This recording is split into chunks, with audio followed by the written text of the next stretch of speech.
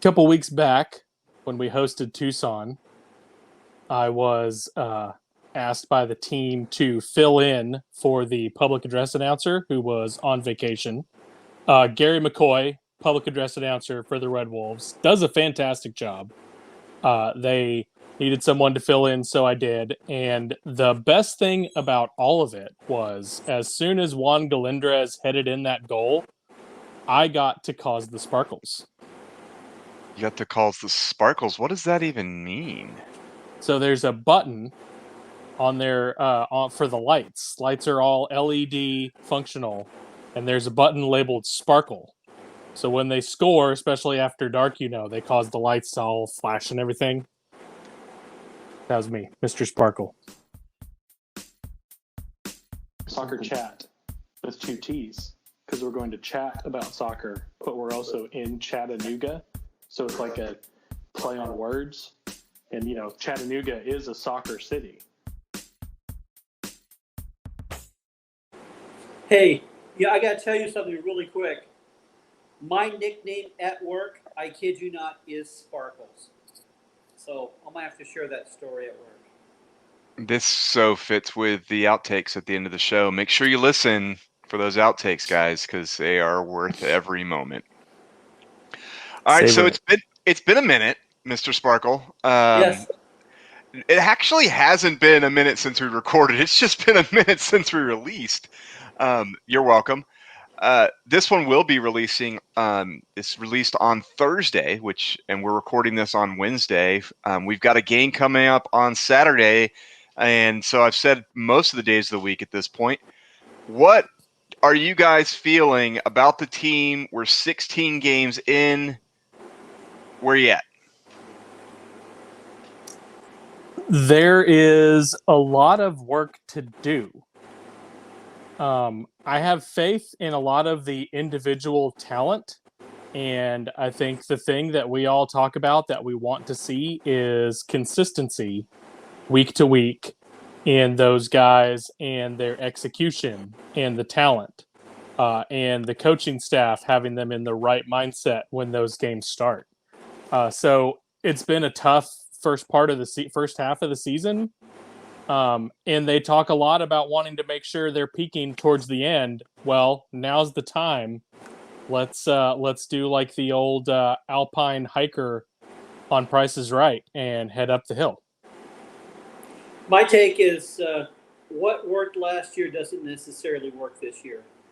And League One, and this is kind of the credit for League One, is there's a lot going on. The teams are moving. The teams are changing.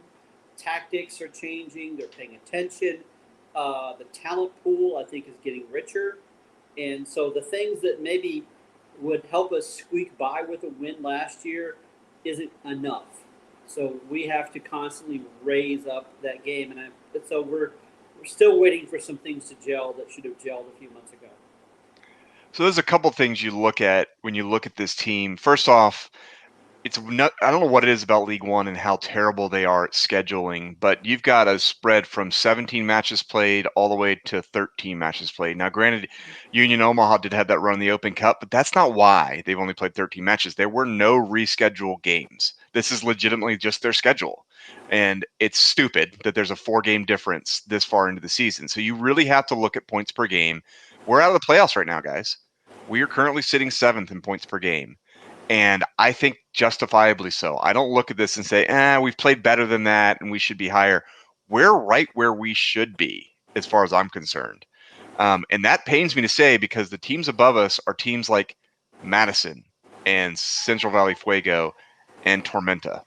Teams that I do not believe talent-wise on individual talent should be above us. So my question is this more related to our approach to the games? Or is it more related to the impact of significant injuries on this team? Interesting. I feel like the injuries made a huge impact, and I think you saw that in the first half Saturday against North Carolina, Daniel Navarro's first start. I think Carlos Aviles had probably his best game. He came up with a lot of really good saves, but there have been times where I have wanted more from him, and I think the preseason injury to Tim Miller, who was going to be our number one starting goalkeeper, Tim Murray, not Tim Miller. My apologies, Tim. Had it? I think it made a big difference on that. I think maybe if we had Tim Trelk, if we had Alex Mangels, there are some games where we would be, we would have seen saves that would have saved games in certain situations that we weren't seeing. Carlos had a great game Saturday. Yeah, I very hope he much so. continues that run. And having Danny back, having Timmy Mel made player of the week, not player of the week, team of the week, fully deserved, with a couple of great sliding tackles in that first half. And then you saw things start to get pretty nervy when we pulled Daniel Navarro off around the 60th minute. So I think injuries do have a lot to do with it. And yet, I'm going to come and look at approach because we have some players that maybe weren't planned to be starters, but we've had several players, especially in the back, who should be able to slot in, and yet we just leave all these gaping holes. And that is something that needs work. And so, yeah, there's injuries, but it's not like we have an empty bench. We do have a bench, and we've got some players that were good enough to get on the team who need to step up. Part of it's the player, but also part of it is I'm not sure what's going on, especially defensively, what's going on preparation. So I'm gonna lean more, and this may surprise you a little bit. I'm actually gonna lean more towards it's injury based. I think Navarro's impact. Hanging to dry. That's all right. Well, Navarro's impact in that first half. First off, no one saw that coming, right? Like when he was in the starting lineup, I remember going, "Wait, what? He hasn't even been on the bench." And he got 60 minutes in, 60 quality minutes, but it was more of the calming presence that he created on that back line that gives me a little bit more belief that our coach, and I think it could be argued he didn't make the adjustments that were necessary based off the personnel that he had available to him. We should have been playing 5 at the back for the last few weeks, and we weren't because he had his system. And I think a lot of that has to do with it's a long season and 6 teams get into the playoffs, right? And he may have just wanted to have, hey, this is how we're doing it. We're getting Navarro back. He knew we were getting him back in July, late July, early August, and he wanted to have everyone used to their positions is what I'm hopeful of. The idea of having Mel and Cardona and Navarro back there makes me a lot more comfortable. Navarro just completely flips that for me. And Timmy Mel, I mean, he wasn't here a few weeks ago, right? Like last time we recorded, he wasn't here. I think those 2 players are pretty significant additions to that back line. I also think we don't talk enough about the fact that we've had some pretty significant injuries on offense that has forced Galindrez, who has done okay. I mean, he's scored a lot of goals, but a lot of those have been from the spot, have been just kind of it's not like he's been like this amazing presence, right? I still think he's a better fit as a second half spark than he is as a starter. And I don't think we've had that option because we still to this day are missing former MLS DP up top who, when he was playing, looked pretty substantial in my opinion. Yeah, David Teixeira had the injury. He had 2 goals the week prior to that injury when he had to come out in the first half. And it's led them to sign another forward. They signed Alex Tejera, who made an appearance in the game this weekend. I thought he did okay. He didn't have a ton of time. But I think you have kind of a point there.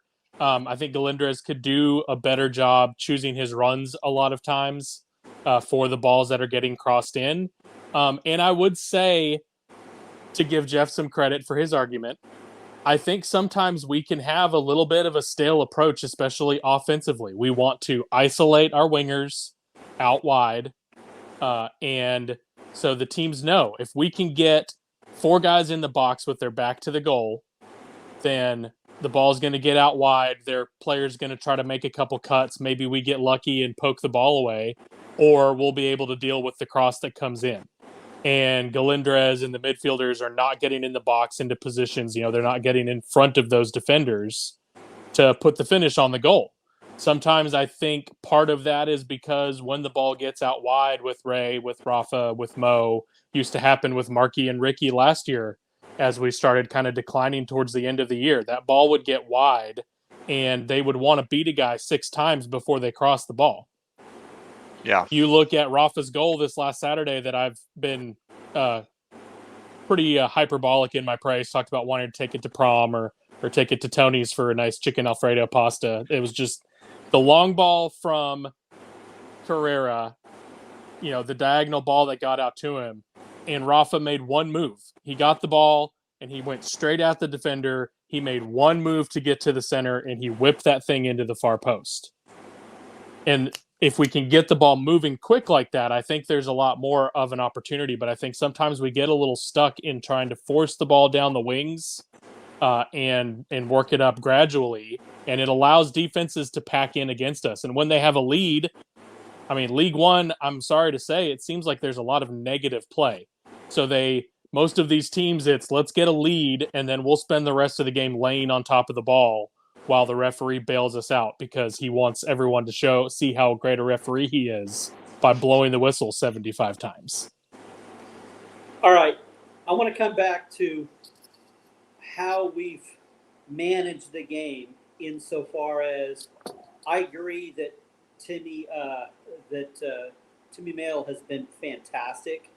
A great signing.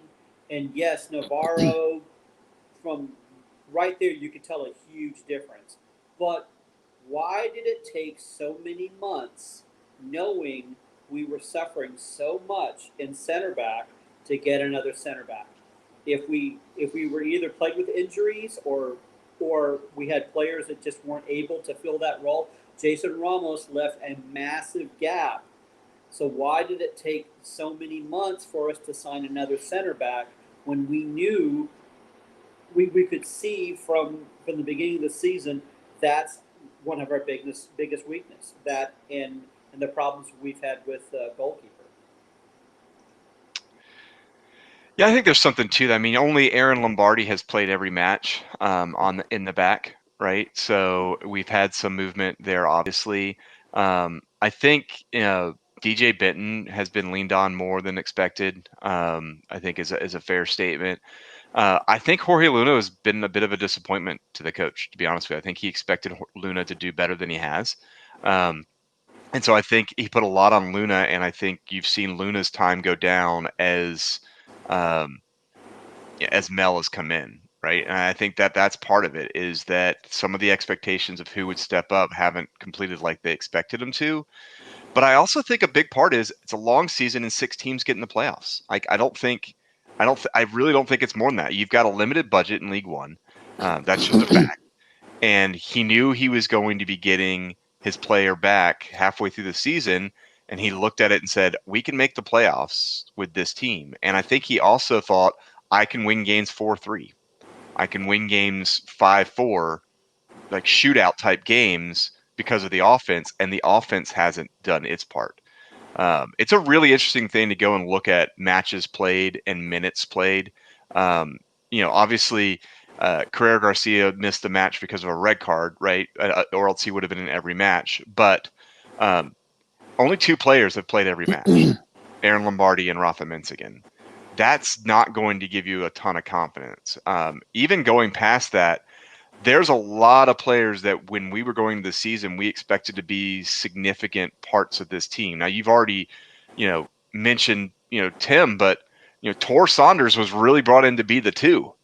When we brought him in, the expectation was Tor was going to step up and be the number 1 once he went down, right? Like, and he's played in 2 games. David Teixeira's played in 6. Wally's played in 8. Pedro Hernandez has played in 8. Paez has played in 9 and not a lot of minutes. There's a lot of guys that we were told were going to be significant parts of this team that aren't playing a ton. I mean, Andres Hernandez was supposed to be a pretty substantial signing. He's played in 12 matches, but he's only played 446 minutes. That's pretty substantial lack of time for someone who we thought was going to be really important. And I'm wondering how much of this is other injuries and other fitness issues that they're not talking about. It's one of the frustrating things about being a League One fan is you don't really get a true injury report, right? Like nothing has come out about David Teixeira being injured. We just know he is. Right? Like nothing official is out there that he's injured. When Wally was down, there was nothing official about him being injured. My understanding is Paez was injured for a little while there, and nothing was about it. Like, so I think there's a lot more injuries than we realize that has affected this. I don't think Brian Bennett, as much as I like him as a guy, as a person, was ever meant to be dependent upon.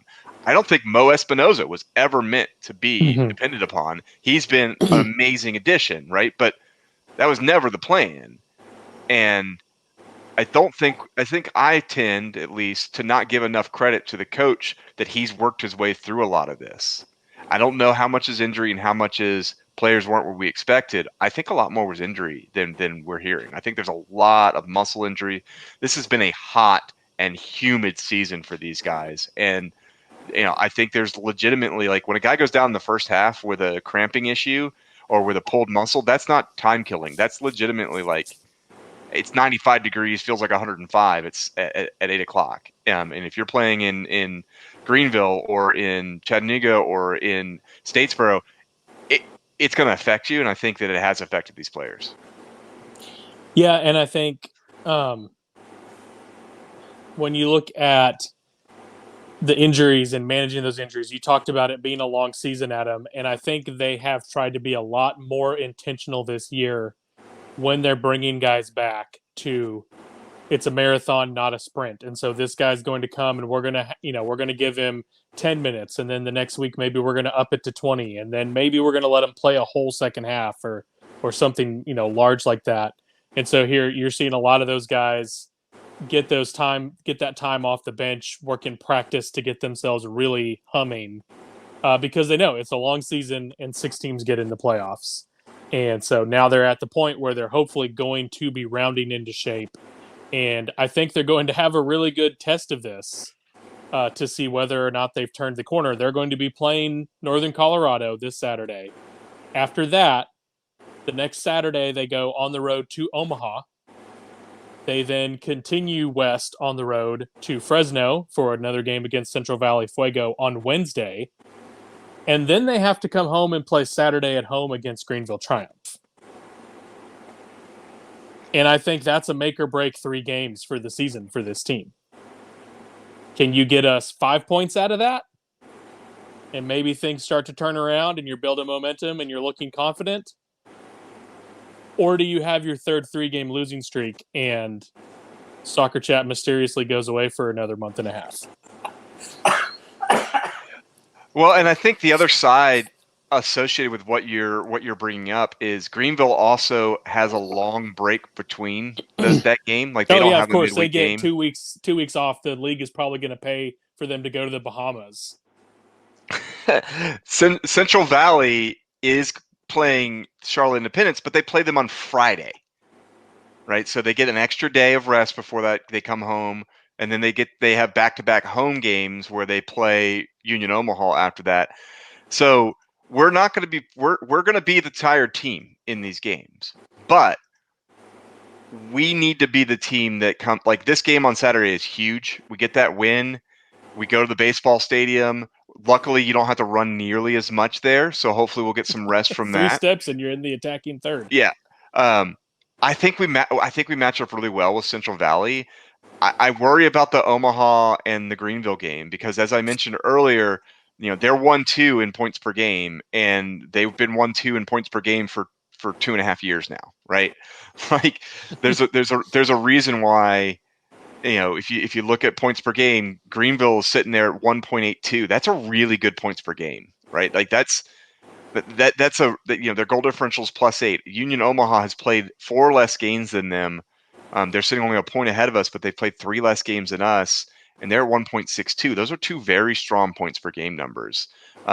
There's currently 4 teams averaging more than 1.5 points per game, and we play them, all 4 of those teams, a lot. Like Greenville, Omaha, Richmond, and Madison are on our schedule in these last 14 games. Omaha's on there twice. I think, if I remember correctly, Ford's on there at least once. Greenville, I think, is only on there once, but that's 4 of the 14 games are versus the top 4 points per game thing. So you can look at that 2 ways. We control making sure those teams don't get points ahead of us, or we've got some hard games ahead of us. We don't have a ton of games versus your Tucson's and North Carolinas left. Not that the games against Tucson do us much good. Right. I mean, Tucson is, we lost the game to Tucson. Tucson can thank us for one of their 3 victories on the season. Two of them. 2 of their 3. 2 of their 3 victories. Like, if it wasn't for us, they wouldn't even be winning, is what we're getting to. Below us on points per game, Northern Colorado, North Carolina, Charlotte, and FC Tucson. We have a positive goal differential thanks to Charlotte, right? Without that game, it's a negative goal differential, right? Like, we won that game 7-1. We're a +5. Oh, we're -1 in the other 15 games. And that's more what I'm focused on is you take out that 1 blowout and you take out the 4-1 blowout versus, who we're playing this weekend. That's an ugly goal differential.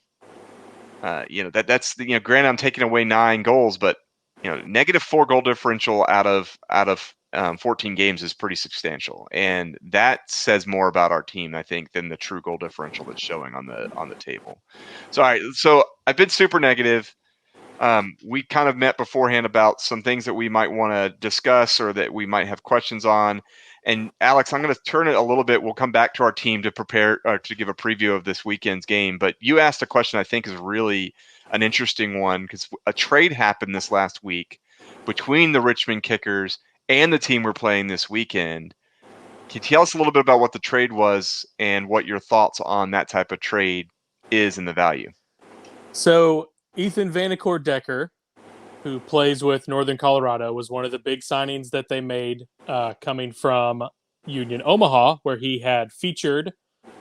You would say he was one of those top players along with Greg Hurst for Union Omaha the first 2 years that they were there, helped them win a championship, was in the running for MVP, and he was transferred from Northern Colorado to Richmond Kickers this week. The announcement was made for an international roster spot.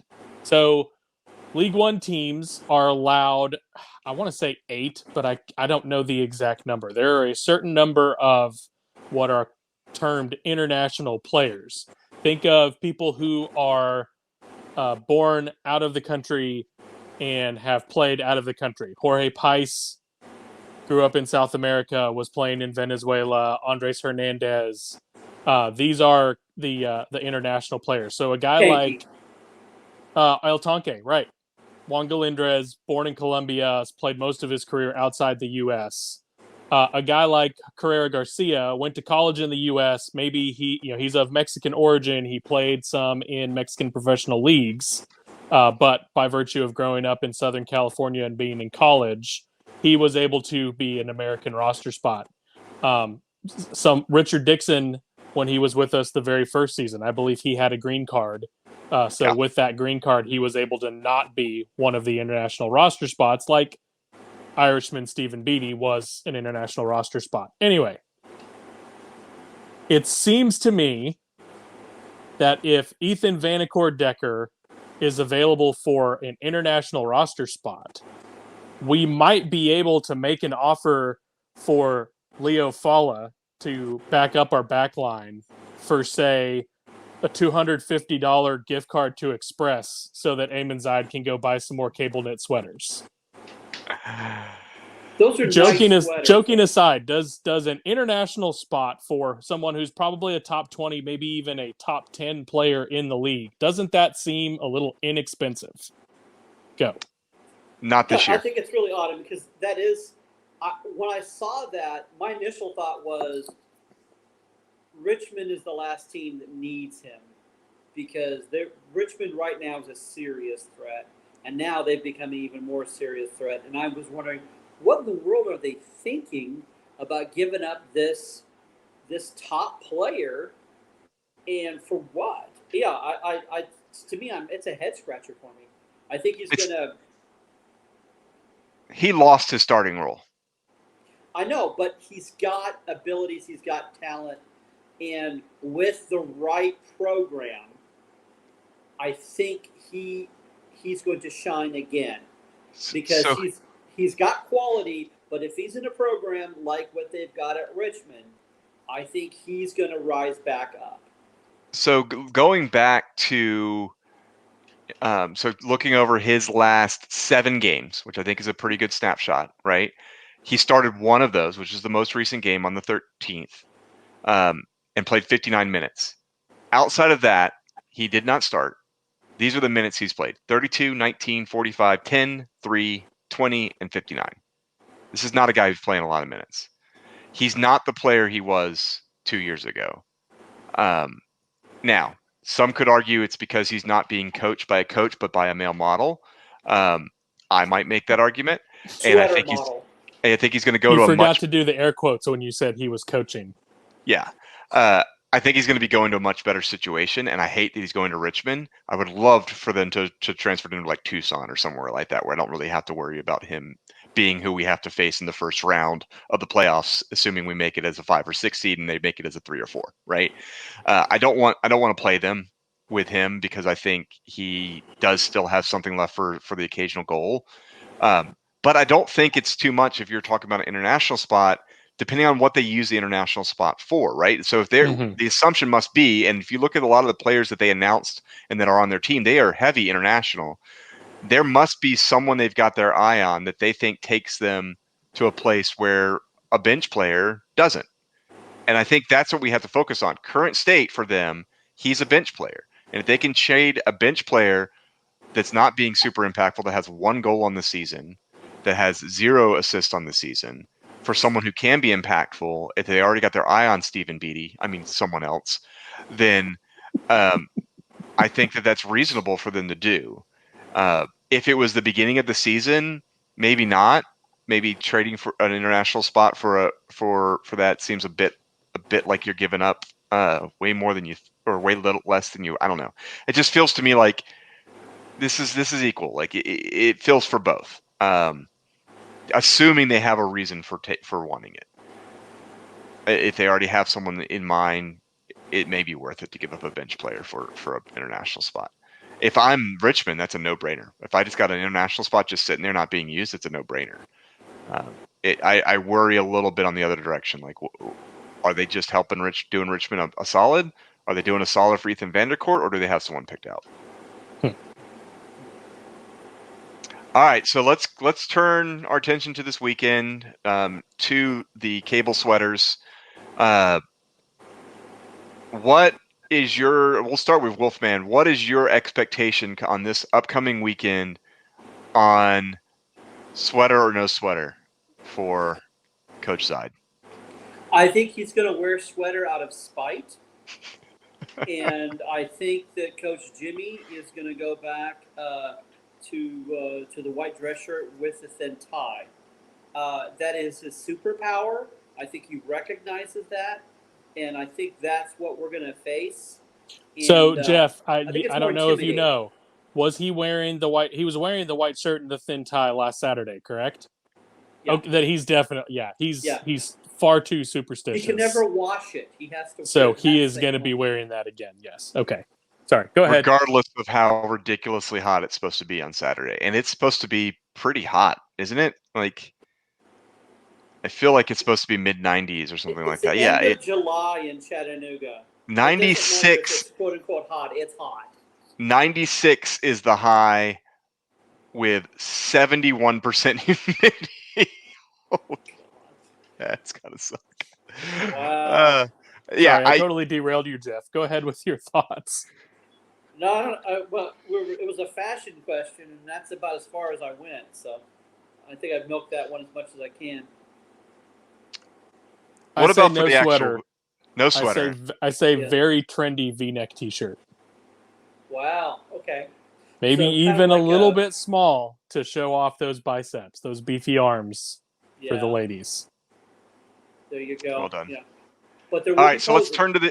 turn to the game, Mr. Sparkle. What are your expectations? Will we be seeing us bringing to them our game, or will they be bringing their style to us and we will be on our back foot? So since we don't play in a hayfield like that stadium at Northern Colorado that they played in, I feel like we are going to be able to dictate our game. If you think back to the first match when they came out here, they got a lucky long ball over the top that their forward was able to finish, and I think neither Timmy Mel nor Daniel Navarro were involved in that situation. I think those two are going to be able to sniff those out and shut them down. I think Carlos is showing some growth. He's showing a little more eagerness to get off his line in those sorts of situations. I think we're going to be able to handle this game. I think we can establish what we want to do offensively with possession, work the ball, and hopefully get it into the box where people can take advantage. I think if Timmy, who's playing fantastic, and if we continue to have a healthy Navarro, that solves so many issues. Added to that, if Carlos continues to grow, we have to remember that last year Trilk didn't come out of the box swinging. It took him a while to even earn his spot. And by the end of the season, Tim Trilk was Superman, flying everywhere. But there was lots of parts of that early part of the season he had to earn that, and his game grew. So I'm hoping that happens with Carlos. So if that happens, if we contain things in the back, hopefully with Timmy and with Daniel, and then Carlos, if they play like they played last week, I think it's going to be a blowout. Carlos is a Marvel guy. He's Spider-Man. So yeah.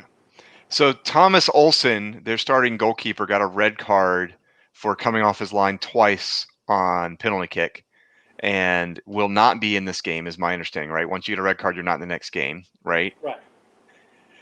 He has started pretty much all their games of late.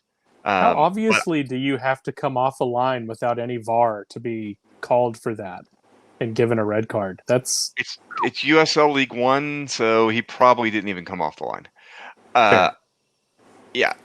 That said, that means that back in the goal is going to be Johan Peñaranda. I can never say it right, and I feel bad about that. But why do you mean never? This is the first time you've ever said it. No, I tried to say it to someone else, and I did it poorly there too. It comes up in conversation all the time. Yeah, all the time. What's interesting? What's interesting about him is, he started 5 games for them, and 1 win, 3 draws, and a loss. His one loss was to Richmond. But he only gave up 1 goal, except for the loss to Richmond where he gave up 3. In the other 3 of the other 4, he had a clean sheet versus Union Omaha. I actually think he's a better keeper than the starter, and it actually will play against us. But do you think there's any impact to the fact that a guy who has not started a game since mid-June, has been benched for another player, is now getting the start for them? Does that have any impact to this game? Definitely. Absolutely. Yeah, let's ask Zach Steffens what he thinks about that sort of thing. I was going to say we could ask Tor. Too soon. But it might be a little too soon. And I am a big Tor fan, but it did not go well for him when he got the start after not getting it for quite a while. I'm hopeful that that's what happens in this. He actually had a couple pretty good saves and was nominated for Save of the Week. Once again, talking about Johan in the 25 minutes once they came back. So, he did look good, but we'll see. All right, so let's get to predictions. Let's start with you, Jeff. What is your score prediction for this game? Well, you mentioned earlier about that you felt that Juan Galindrez wasn't quite as potent as he could be, but the thing about Juan this year is he's a poacher, and he finds himself in opportunities, and he's willing to take those opportunities. When our team is on, they are on, especially for goals. When we're on, we could do amazing goals, and we take over goals of the week. Rafa is on fire. And if Rafa doesn't score, he gets it to Tanky, who scores. Mo has been a surprise. If we have a healthy Ray Ortiz, you've got all these opportunities. Not even mentioning Carrera Garcia, Jimmy Villalobos. We've got so many options that when we're good, we're very good. And so I think we're on a good momentum. This past game, I think we're in a good mood. I think we're playing a weaker team. I think we're going to take advantage of it. We're going to make them pay. I think it's going to be a 3-0 Red Wolves win. I am apprehensive, given our record, to say we're going to come away with a clean sheet. I think it's possible, but it's hard for me to predict that. I would love to see my boy, Jimmy Villalobos, get back on the board. It's been a while. I think he finds a way to slip in the box and bury one of these crosses that we've been talking about from Mo or from Ray. And I like your idea of El Tonke maybe pushing one in as Rafa gets down to the end line and just sends one scooting across the face of goal. And I'm going to say a 2-1 gritty, nervy, sweat it out on a steamy night victory. All right. Well, you guys are both wrong. So we never draw. Like, we have 2 draws in the season. We have 8 losses, 6 wins. And we're not going to draw here either. And we're not going to lose. We're winning this game 4-0 going away. It will not be close. We will be up 3-0 at half. And the reason I say all that is Daniel Navarro. I think he plays the full 90, if not the full 90, of 75 to 80 minutes, depending on how big our lead is. And I think having that confidence behind them is going to allow Carrera Garcia to be more aggressive moving forward. As you mentioned earlier, Mr. Sparkle, he's not going to have to worry about the fact that Navarro and Mel don't know what they're doing on those over-the-top balls. And I think Cardona being on the wing is even another big part that we haven't really even talked about, is by not having to force him in the middle. It allows you to have him on the side that has their strongest offensive player. And I think he does well there. And then you put speed on the other side, whether it's Lombardi or DJ Benton. So all that to say, I think we win this going away, and I think it's a blowout. And I think it's 4-0. $2 beer night will be fun to experience that with, followed by the fireworks to celebrate that victory. That'll catapult us into a playoff position. Based off of the other teams that are playing, there's a really good chance that we will be in a playoff position based off of points per game after this weekend, which will make me super happy.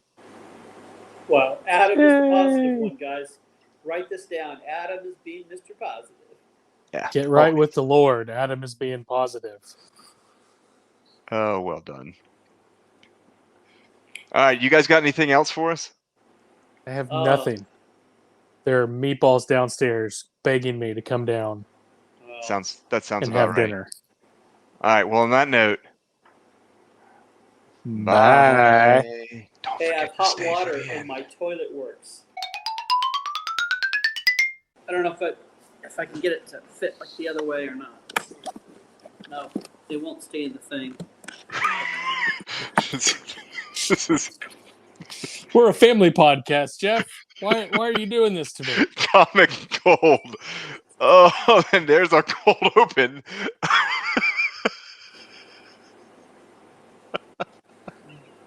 Wow. Oh no, Pastor Jeff, well done. Oh, geez. I'm talking about trying to make this stay still so I don't have to hold it the whole time. That's not helping.